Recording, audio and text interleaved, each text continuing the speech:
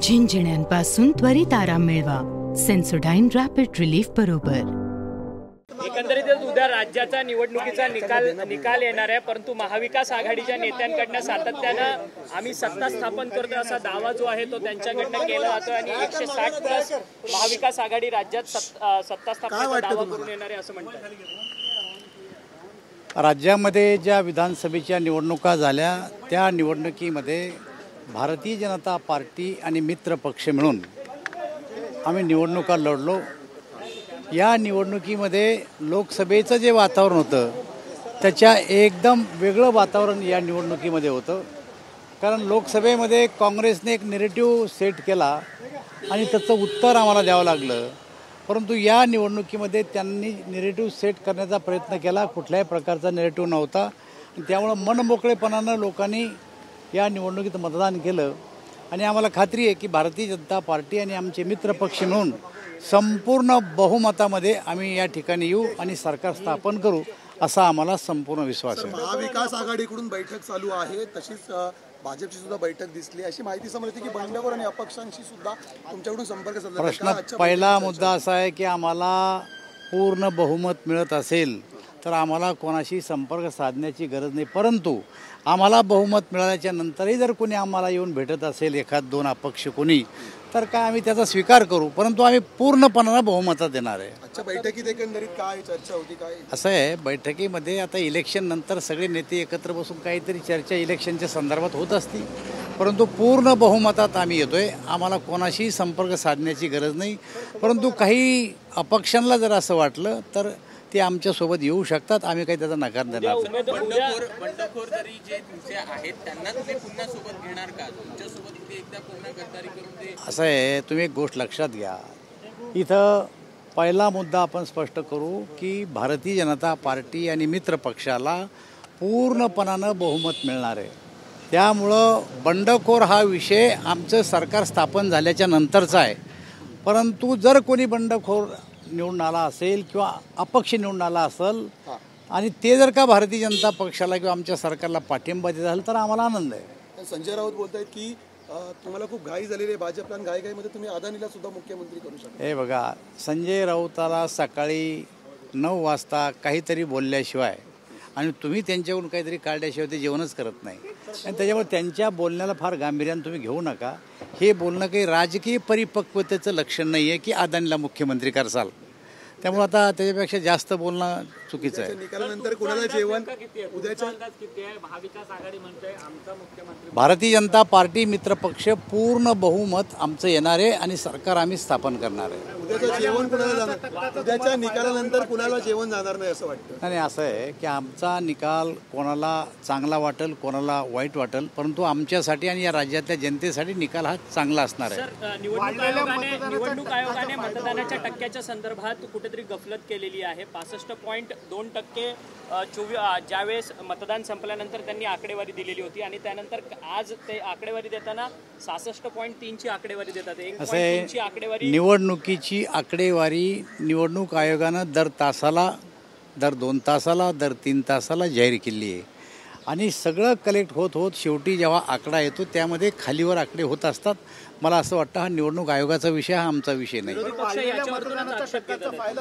वाढलेल्या मतदानाचा जो टक्का आहे तो प्रामुख्यानं महिलांचं मतदान वाढलेलं आहे आणि लाडकी बहिणा या ज्या काही आहेत ह्या संपूर्णपणानं आमच्या महायुतीला पडलेल्या आहेत। सर हिंदी में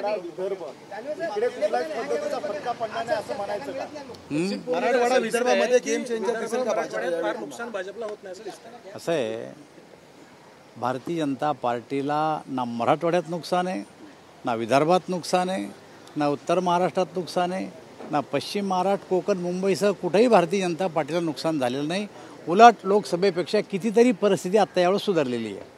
परंतु एकनाथ शिंदेचे आमदार म्हणतात की मुख्यमंत्री एकनाथ शिंदे जो निर्णय घेतील तो निर्णय आम्हाला मान्य असेल असं ते म्हणतात। असे त्यांचे नेते एकनाथ शिंदे हे पूर्णपणानं भारतीय जनता पार्टी आणि मित्र पक्षाच्या सोबत आहे आणि त्यांच्या बोलण्यामध्ये काहीही चुकीचं नाही की शिंदे काय निर्णय घेणार आहेत त्यांना माहिती आहे की ते भारतीय जनता पार्टी शिवसेना आणि NCP बरोबरच राहणार आहे आणि त्यामुळे जो मुख्यमंत्र्याचा निर्णय तो त्यांचा निर्णय आहे.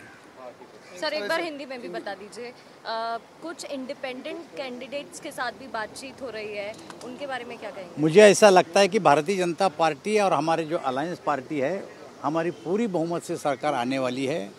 हम सरकार स्थापन करेंगे और उसके बाद अगर कोई इंडिपेंडेंट कैंडिडेट आकर हम लोगों को समर्थन देता है तो जरूर उसका समर्थन हम लेंगे. सर बैठक में कोई रणनीति तैयार की गई है क्या? ये देखिए, बैठक में सरकार हमारी स्थापन हो रही है और बहुमत की सरकार आने वाली है. इसके सिवा और क्या चर्चा हो सकती है मीटिंग में? हम सरकार स्थापन करने जा रहे हैं. महाविकास आघाड़ी में अभी से जो साधने की कोशिश है निर्दलीय प्रत्याशियों को वो शुरू हो गई है, बताया जा रहा है होटल जिनको अपनी सरकार नहीं आएगी ऐसा लगता वो एक दूसरे को फ़ोन कर रहे हैं. हमने तो बैठकर ये चर्चा की कि भारतीय जनता पार्टी की सरकार आ रही है, हम सरकार बनाएंगे. अगर सरकार बनने के बाद कोई अगर इंडिपेंडेंट आकर हमसे मिलता है तो जरूर उसकी मदत लेंगे. सर महाविकास आघाडीचा मुख्यमंत्री पदाचा चेहरा निकालाच्या 12 तासानंतर लगेच जाहीर केला जाईल असं वडेट्टीवार. असं आहे, महायुतीचा चेहरा कधी जाहीर? महायुतीचा चेहरा हा आमची भारतीय जनता पार्टी आणि आमचे मित्र पक्ष बसून विधिमंडळ पक्षाचे नेते निवडतील. त्यात आमच्या नेत्यांची बैठक होईल आणि बैठकीनंतर आमचा नेता निवडला जाईल. प्रकाश आंबेडकर म्हणतात आहेत की जो पक्ष आता सत्तेत जाईल आम्ही त्यांच्या सोबत राहू. मग भाजप प्रकाश आंबेडकरांना जर सत्तेत आली भाजप तर सोबत घेईल नाही असं आहे. आणि असं ते म्हणलेत. आता त्यांची भूमिका काय राहील तेव्हा आमचं सरकार स्थापन होईल तेव्हा त्यांची भूमिका स्पष्ट होईल आणि त्याच्यानंतर त्याच्यावर बोलू आपण. त्यांनी भूमिका स्पष्ट केली. भाजपने याआधी काँग्रेसवरती आरोप केले होते की आंबेडकरांचा पराभव हा काँग्रेसनेच केलेला होता. हे तर मी पण अनेक भाषणात सांगितलंय. भंडाऱ्याला पराभव केला, दादरला पराभव केला. डॉक्टर बाबासाहेब आंबेडकरांचे संविधान आहे जे आम्हाला बदलण्याचा चार्जेस आमच्यावर लावले होते. आत्तापर्यंत ते संविधान त्यांनी साऱ्या देशभर लागू केलं नाही. काश्मीरमध्ये रिझर्वेशन नव्हतं. डॉक्टर बाबासाहेब आंबेडकरांनी जे संविधान लागू केलं होतं ते कुठं देशभर लागू होतं. आत्ता 2022ला ज्या टायमाला 370 हटलं त्या टायमाला देशभर संविधान लागू झालं. वंशजाला तुम्ही जवळ करणार का? अरे असे हे बघा, बाळासाहेब जरी आमच्या अलायन्समध्ये नसले तरी त्यांच्याप्रती आम्हाला आदर आहे. पण त्यांचे जे काही मतदार आहे, समर्थक आहे, ते तर पूर्वीपासूनच आम्हाला मतदान देतात ना. बहुजन विकास आघाडीने तुम्हाला मागचा पाठिंबा दिला होता जेव्हा आता सरकार बनवते. आता बहुजन विकास आघाडी त्यांना संपर्क करणार. आमच्यावर कोणीही नाराज नाही, तुम्ही चिंता करू नका. आमच्या सोबत राहतील सगळे. जे पूर्वी आमच्या सोबत होते तेही येतील आणि जे नव्हते तेही आमच्या सोबत येतील, कारण सरकार आमचं बनणार आहे.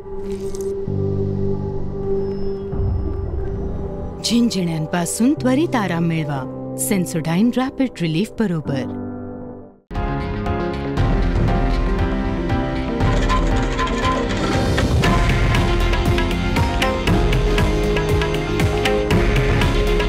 हे आहे देशातील नंबर 1 न्यूज नेटवर्क आणि आपण पाहत आहात TV9 मराठी. काळजी तुमची, हित महाराष्ट्राचं.